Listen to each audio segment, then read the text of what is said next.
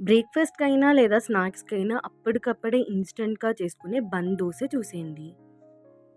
అయితే ముందుగా ఒక పాన్ పెట్టుకొని అందులోకి 1 స్పూన్ ఆయిల్, 1 స్పూన్ శనగపప్పు అండ్ 1 స్పూన్ జీలకర్ర ఇంకా ఆవాలు ఇవన్నీ ఏసుకొని ఒక ఫుల్ సైజ్ ఆనియన్‌ని కూడా కట్ చేసి బాగా వేయించుకోండి.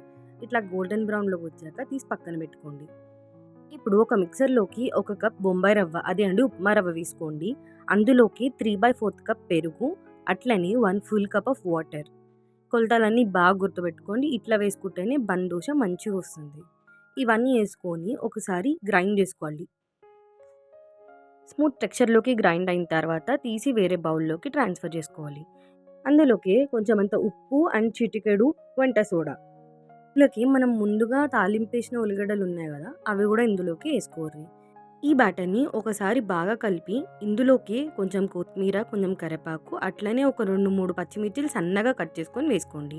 ఇది పక్కన పెట్టేసుకోండి. 15 మినిట్స్ తర్వాత తీసి ఒకసారి కలిపి పెట్టుకోండి.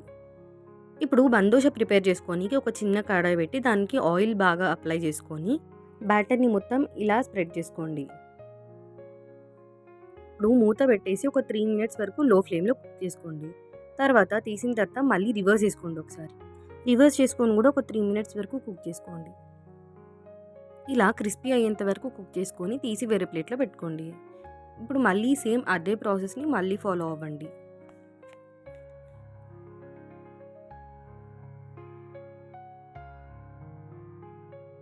ఇవి బయట క్రిస్పీగా, లోపల సాఫ్ట్‌గా చాలా బావుంటాయి. ఇప్పుడు మీకు నచ్చిన చట్నీతోని సర్వ్ చేసుకోండి. ఈ టేస్టీ బందోషాస్‌కి స్పైసీ టమాటా పచ్చిమిర్చి చట్నీ చాలా బావుంటుంది. ఇలా ఇన్‌స్టంట్‌గా అప్పటికప్పుడే ఈ బందోషని చేసుకోవచ్చు. ఇది టిఫిన్‌లోకైనా, స్నాక్స్‌లోకైనా, దేనిలోకైనా చాలా బావుంటుంది. రెసిపీ నచ్చిందా? అయితే సబ్స్క్రైబ్ చేసుకోండి ప్లీజ్.